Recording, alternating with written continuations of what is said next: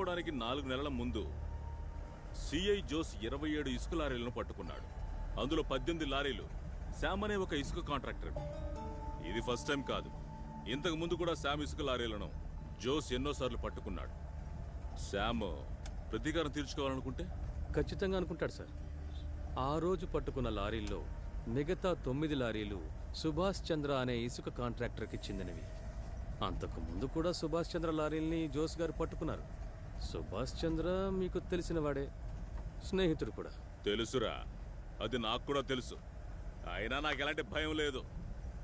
సుభాష్ నాకు తెలిస్తే ఏంటి, తెలియకుంటే ఏంటి? నువ్వు చెప్తే నాకు ఇసుక దొరకదనా నీ ఉద్దేశం? నీకు లేదో జోస్ అంటే పగా ప్రతీకారం? అయ్యో సార్, ఎందుకు ఇలా మాట్లాడుతున్నారు? చిన్న విషయాన్ని ఎందుకంత పెద్ద చేస్తారు? సారీ సార్, సుభాష్ గురించి నాకే చెడు అభిప్రాయం లేదు. ఇసుక శామ్ విషయంలో ఒట్టి సందేహం మాత్రమే కాదు, దేర్ ఆర్ అదర్ ఎవిడెన్సెస్. నువ్వు బండిని తిన్నగా ఇంటికి తీసుకుపో. Okay sir.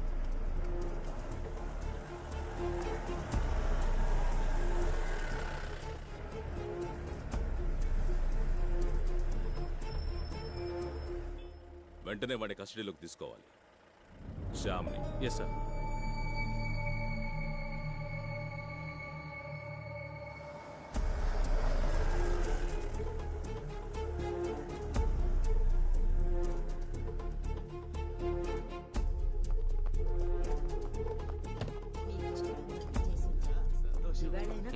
తినండి.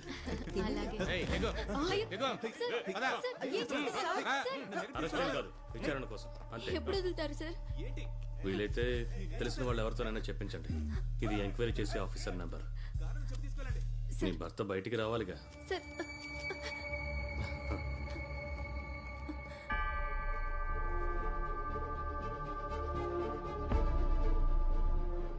శామ్ ఎక్కడుంటే వచ్చి అరెస్ట్ చేశారు? ఇంట్లో ఉండగానే నిన్న రాత్రి. కానీ అరెస్ట్ కాదని చెప్పారు.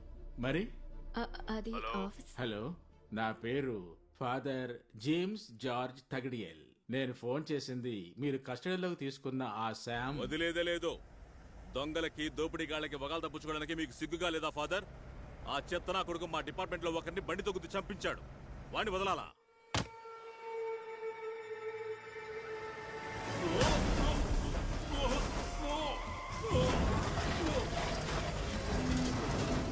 కోర్టులో నేను చెప్పినట్టు చెప్పాలి, అర్థమైందా? 500 రేపిస్తాను సార్. ఇంకా మారరా మీరు, ఎప్పుడు ఇంతే. పోలీసులు అంటే ఎవరికి నమ్మకం లేకుండా పోయిందే. ఓ, ఎంత పెద్ద యాక్సిడెంట్! ఎలా తప్పించుకున్నాడు అబ్బాయి ఈయన? ఏంటి ఆయనే చూస్తూ నిలబడ్డా? అంత సులభంగా పోయేవాడు కాదు ఆయన.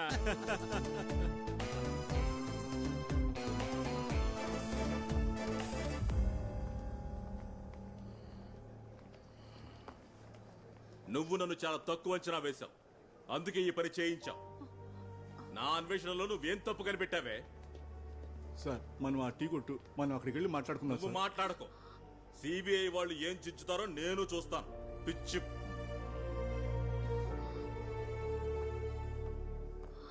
అంతా రెడీగానే ఉంది మ్యామ్. అది ఓ కాపీ తీసుంచు. అదిగో వస్తుంది. ఓకే, చూద్దాం. సరే మేడం. వెయిట్ చేస్తుండండి, టైం వచ్చినప్పుడు పిలుస్తాం.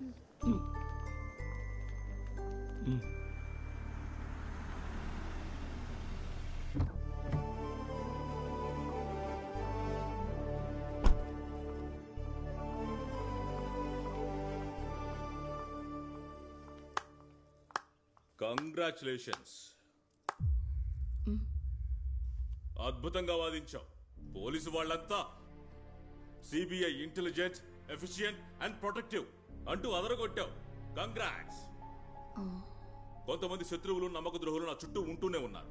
బట్ భార్య భర్తని శత్రువును చేసినప్పుడు సూపర్, చాలా సంతోషంగా ఉంది. Are you serious? మిమిక్రీ లాంటివి ఇక్కడేం చేయట్లేదు మేడం మేము. ఇవాళ అటు ఇటు తేలిపోవాలి. ఈ ఇంట్లో ఇక నువ్వో నేనో ఒక్కరే ఉండాలి. ఆ నిర్ణయం తీసుకునే ముందు నేను చెప్పేది వింటారా? ఇటువంటి కేసు నాకు వచ్చిందని నేను ముందే చెప్పాను. ఈ కేసును టేకప్ చేయొద్దని నేను చెప్పానుగా. సీనియరేనండి నాకు ఈ కేసు అప్పగించారు.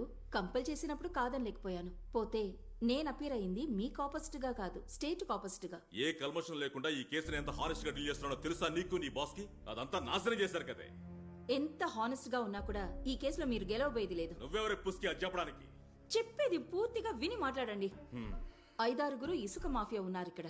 వాళ్లలో ఒక్కడే కస్టడీలోకి తీసుకున్న శామ్. మాఫియా మొత్తం సిఐ జోస్ కి శత్రువులుగా ఉన్నప్పుడు ఒక్కడిని మాత్రం కస్టడీలోకి తీసుకున్న కారణం అది నా ఇష్టం. ఇసుక మాఫియాలో దొరికిన సుభాష్ చంద్రని సేవ్ చేయడానికా? అతన్ని సేవ్ చేయడానికి శామ్ ని పావుగా వాడుకున్నారని చెప్తున్నారు. వాళ్ళెవరో కాదు, పోలీస్ డిపార్ట్మెంట్ వాళ్లే. ఎంక్వైరీ చేసి చూడండి, తర్వాత నాకు చెప్పండి. ఇసుక మాఫియా ఏం కాదు. శ్యామ్ కి వ్యతిరేకంగా సేకరించి పెట్టుకున్న ఎవిడెన్సెస్ ఇదిగో ఇక్కడ ఉన్నాయి. దాన్ని నిరూపించడానికి ముందే చెడగొట్టావు. నేనేమి చెడగొట్టలేదు. మనసులో ఉన్నదేదో అక్కడే ఉంచుకోండి. ఎందుకో పీక్కు తింటానికా? యావండి, ఈ కేసులో మీరు గెలవడాన్ని చూడడం కన్నా సిబిఐ ఓడిపోవడం చూడాలి. ఇంతవరకు ఓడిపోలేదన్న అహంభావం ఉంది వాళ్ళకి. అన్నట్టు సిబిఐ చుట్టమా నాకు? ఇక్కడున్న సాక్ష్యాలు లేకుంటే వాళ్ళు గెలుస్తారా? వాళ్ళది కనిపెట్టేస్తే కనిపెట్టకుండా ఉండడానికి మాక్సిమం ట్రై చేయాలి. ఇంతవరకు దొరికిన సాక్ష్యాధారాలు సిబిఐకి ఇవ్వకండి. A sort of non cooperation. చూడండి, బయటున్న వాళ్ళకి డౌట్ రాకూడదు. నవ్వుతూ చంపే విద్యని మీరు నేర్చుకోవాలి. ఈ కేసులో మీరు గెలవడం మీతో ఉన్న వాళ్ళకే ఇష్టం లేదు. బట్ సిబిఐని ఓడించాలనుకుంటే మొత్తం ఫోర్స్ మీ వెనకాలంటుంది. ఓడిపోయి కేసు గెలవచ్చు. ఆలోచించండి.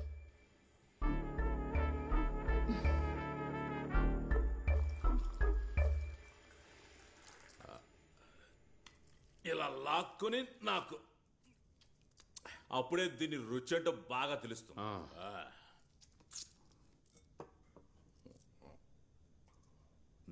మేడం చెప్పింది కరెక్టే. మన పోలీసులందరూ సిబిఐ ఓడిపోవాలనే కోరుకుంటారు. ఎవర్రా ఈ సిబిఐని కనిపెట్టింది? ఎవరికి తెలుసు సార్? నెహ్రూనో గాంధీనో ఎవరో అయింటారు. ఆ కాలం నుంచే ఉంది. నువ్వట చెప్పావో లేదో వాడు ఇట్టా వచ్చేసాడు. వీడికి ఉరి గాని జీవిత ఖైదు గాని తప్పదనుకున్నా. తప్పించుకున్నావుగా. నేనేం చేశాను సార్? ఏం చేసావో నీకు తెలియదా? కొంతకాలం ఎక్కడికైనా వెళ్ళి దాక్కో, అదే మంచిది. ఒకవేళ సిబిఐ నిన్ను పట్టుకుంటే ఇదిగో ఇలా ఉండదు వాళ్ళ ట్రీట్మెంట్. నిన్ను నానా రకాలుగా చిత్రహింసలు పెట్టాకే ప్రశ్నిస్తారు వాళ్ళు. వెళ్ళా. ఎక్స్పెక్టేషన్ ఎక్కువైంది ఇక్బాల్. సిబిఐని ఓడించాలి మనం. లైసెన్స్ తీరా. సార్ ఒరిజినల్ లేదు. అదేంటి? ఒరిజినల్ తీసుకురాలేదు, మర్చిపోయింది సార్. అది చూడండి.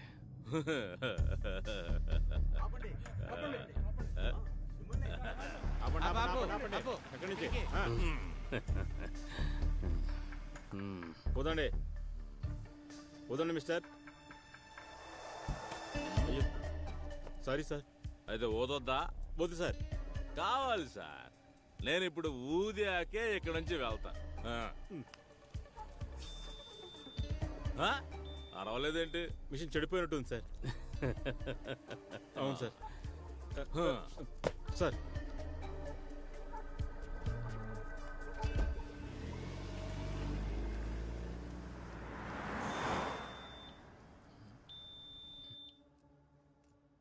బాలు, మీరు సమాధానం ఏం చెప్పట్లేదు.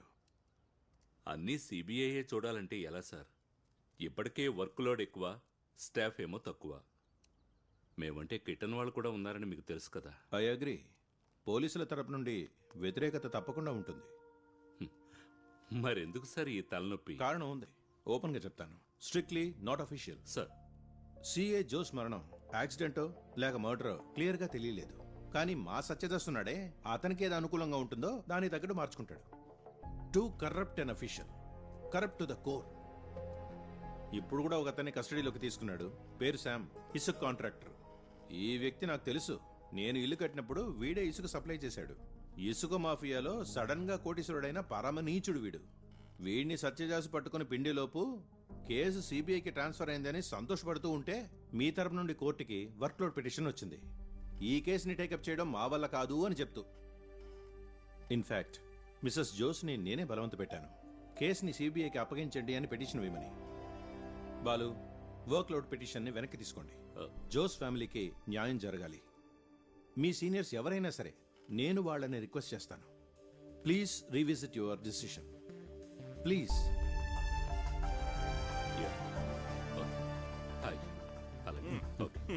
ఉన్నితాన్ గారిని కలిసి పర్మిషన్ తీసుకోవడానికి వచ్చుంటాడు. అయ్యో పాపం, ఐజీ అన్న గాడ్ ఫాదర్ కదా. ఈ కేసు ఎవరెక్కడ స్టార్ట్ చేసినా విచారణ ముగించడానికి ఎవరైనా సరే నా అనుమతి కోసం రావాలి రోయ్.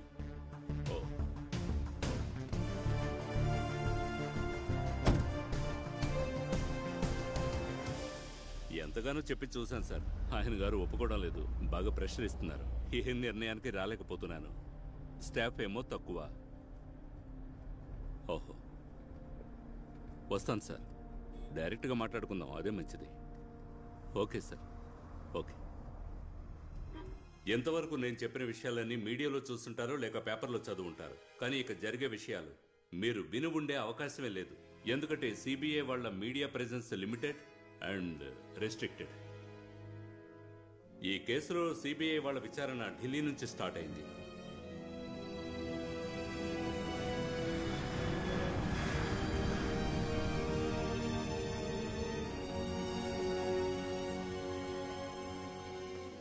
I will meet they. Okay.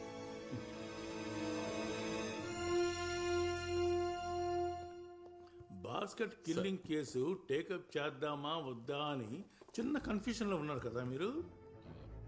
Sir, సేతును కూడా రానివ్వండి, సార్. ఆ తర్వాత డిసైడ్ చేద్దాం.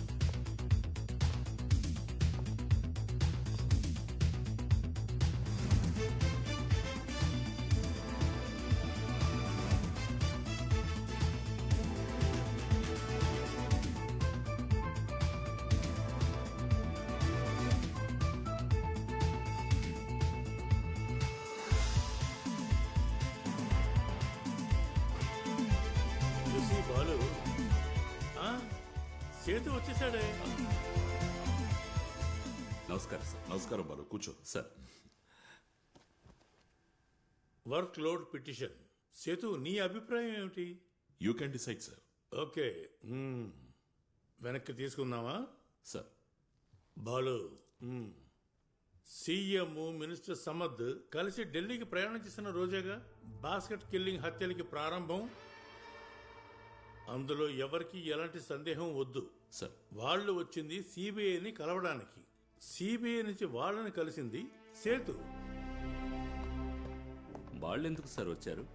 అది చెప్తానులే.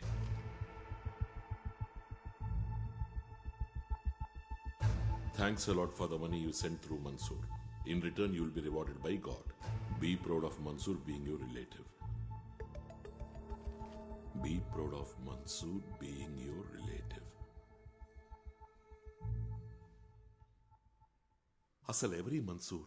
ఈయనకి దూరపు బంధువు. ఎవరో బ్రెయిన్ వాష్ చేసి వాడిని చెడగొట్టారు. రిలేటివే గాని మా మధ్య ఎటువంటి సంబంధమూ లేదు. మేము కలుసుకొని చాలా ఏళ్లయింది.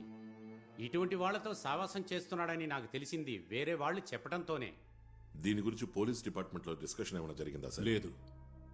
నా మినిస్ట్రీలో ఎంతో ఎఫిషియెంట్, స్ట్రైట్ ఫార్వర్డ్, నమ్మకస్తుడు ఈయనే. కానీ కొంచెం ఎక్కువ మాట్లాడతారు. ఈయన ఎంతో మందిని టెన్షన్ పెట్టారు. పోలీసులు మాత్రమే కాదు, అన్ని డిపార్ట్మెంట్స్లోనూ ఎల్డీ క్లర్క్ నుంచి సెక్రటరీ లెవెల్ వరకు అందరినీ ఏడిపించారు. మరి ఎలా నమ్మి పోలీసులకు చెప్పగలరు? ఈ న్యూస్ గనుక లీక్ అయిందంటే దాంతో ఇతని భవిష్యత్తే కాదు, మినిస్ట్రీ మొత్తం షివర్ అవుతుంది. మీ మీదే నమ్మకంతో వచ్చాం. ఏదో చేసి గట్టెక్కించాలి.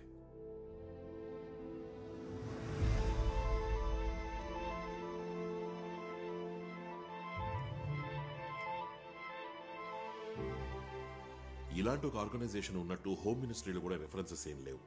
ఫేక్ అయ్యే ఛాన్సు ఉంది. నేనేం చెయ్యాలి? ప్రస్తుతానికి ఏం చేయక్కర్లేదు. నేను నా రూట్లో కొంచెం ఎంక్వైరీ చేస్తాను. జోస్ కేసు విచారించమనేగా కోర్టు ఆర్డర్. అవును sir. Now proceed with that. మిగతా తర్వాత చూద్దాం. Sir. How is your team? Vinay, Sudheer, Anitha?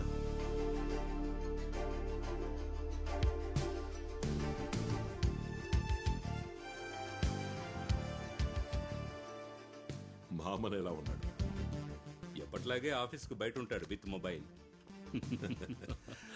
ఇక్కడ టెన్షన్ కాస్త తగ్గాక నేనే డైరెక్ట్గా వస్తాను. హోమ్ ఫుడ్ ఉంది, తింటావా? Thank you sir. రా.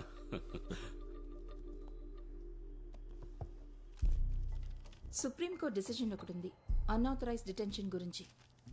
State of UP versus Ramlal Yadav, దాన్ని వెతికి పెట్టు. నేను వెతికి తీసి పెడతాను మ్యామ్. ఇది మొత్తం డ్రాఫ్ట్ తీయండి.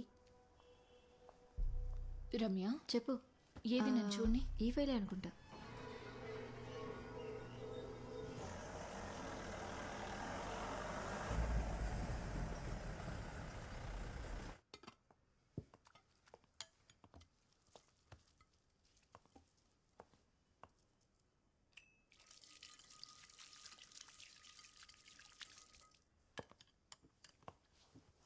సిబిఐ ఒక పెటిషన్ ఫైల్ చేసిందని చెప్పాను కదా, వర్క్ లోడ్ ఎక్కువగా ఉందని చెప్తూ ఇవాళ వాపస్ తీసుకున్నారు. Means they are in the job.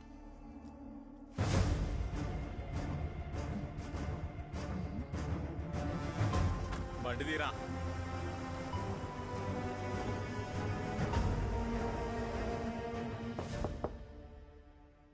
Yes,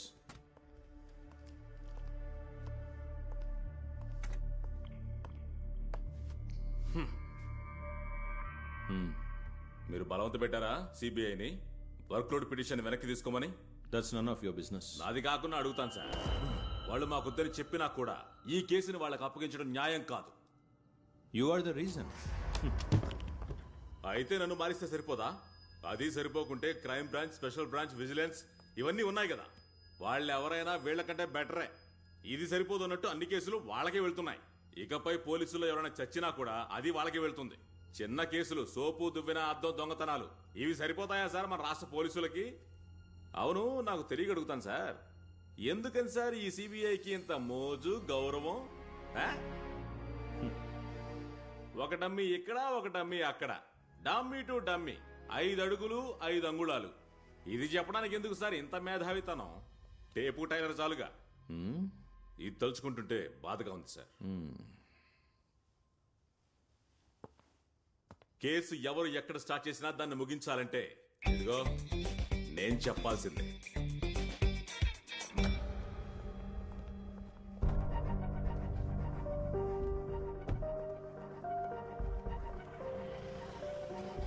పోను.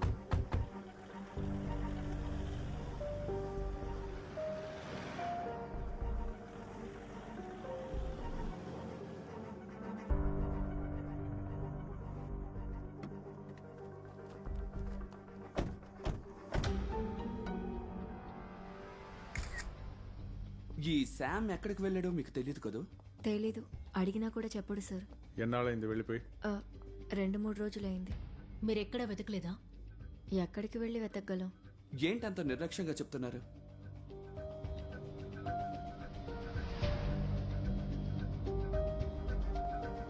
ఈవిడ అబద్ధం చెప్తాను. ఇన్ఫార్మర్స్ ని అలర్ట్ చేయాలి.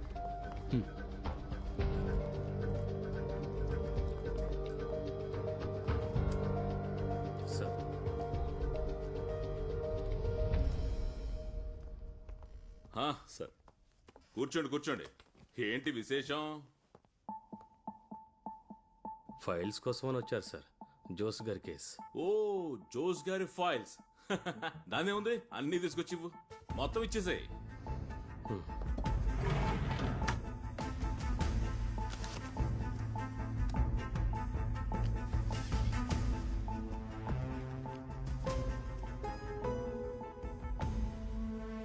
తాగడానికి ఏమి కావాలి?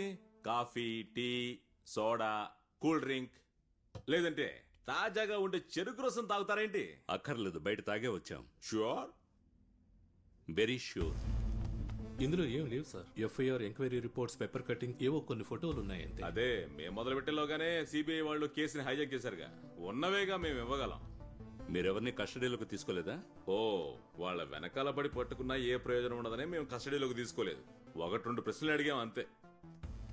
సరే, వెళ్ళొస్తాం. ఒకసారి ఆగండి.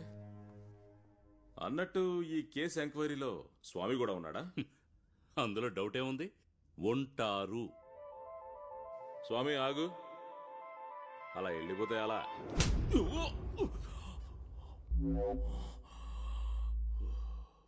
స్వామి శరణం.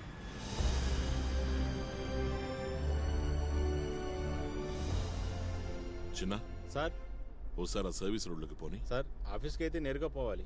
అది తెలుసో, నీకు చెప్పింది చెయ్యి. సరే సార్.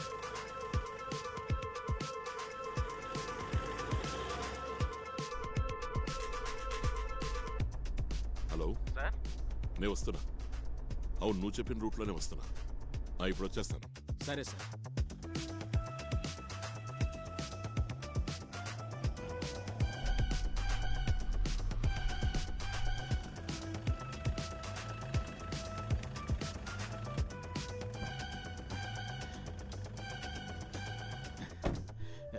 నమస్కారం సార్. ఢిల్లీ సిబిఐ హెడ్ క్వార్టర్స్కి బయట నేను ఒకసారి కలిశాను సార్. ఆ రోజు సీఎం గారిని మా మినిస్టర్ గారిని సాగనమ్మటానికి మీరు వచ్చారు కదా, అప్పుడు నేను ఆ కారు పక్కనే ఉన్నాను సార్. జ్ఞాపకం ఉంది, జ్ఞాపకం ఉంది.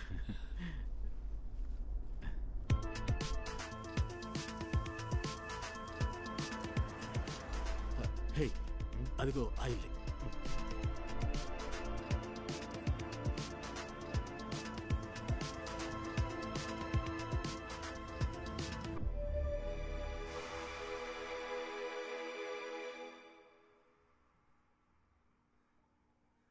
మినిస్టర్ చనిపోగానే స్టాఫ్లో ఒకళ్ళు మిస్సింగ్. పర్సనల్ డాక్టర్ చనిపోయారు. ఆ తర్వాత ఎవరో ఒక జర్నలిస్ట్.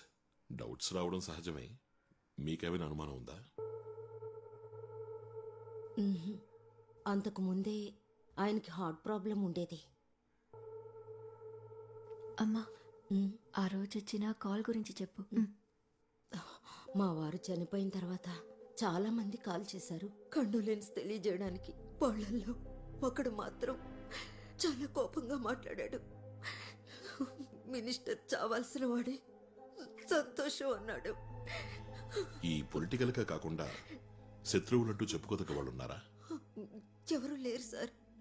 కొద్ది రోజుల ముందు ఒక అతను కాల్ చేసి అడిగాడు ఆయన చావులో అనుమానం గానీ ఫిర్యాదు గానీ ఉందా అని. ఆ ఫోన్ చేసిన అతను తన పేరు మన్సూర్ అని ఏమైనా చెప్పాడా? లేదు, అడిగాను కానీ టక్కని కట్ చేశాడు. ఏ నంబర్ నుంచి ఫోన్ చేశాడు? ల్యాండ్ ఫోన్లో. ఎందుకు మన్సూర్ గురించి అడిగారు? ఇక ల్యాండ్ లైన్ నంబర్ ఏంటి? ఇస్తాను సార్ ఇప్పుడే.